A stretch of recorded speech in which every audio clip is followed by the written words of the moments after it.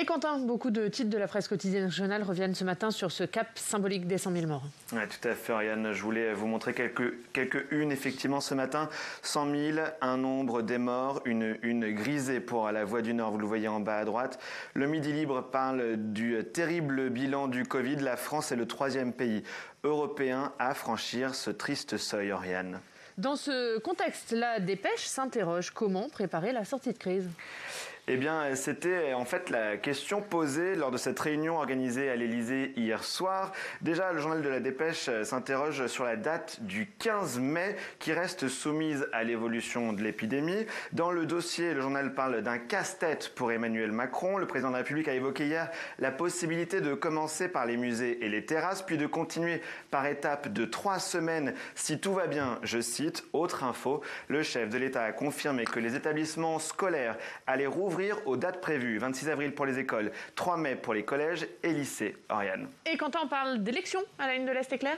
Voilà, le journal basé à Troyes se pose une question cruciale. Maintenant que les dates des 20 et 27 juin sont arrêtées pour les élections, eh bien, comment trouver les milliers d'assesseurs pour tenir les bureaux de vote dans les pages intérieures? Par exemple, on nous explique qu'il faut 406 assesseurs rien que pour les 58 bureaux de vote de Troyes.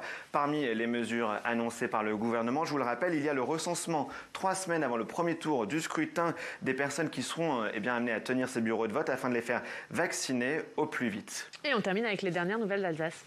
Oui, les dernières nouvelles d'Alsace, les DNA qui titrent cette semaine encore sur l'affaire de la mosquée de Strasbourg.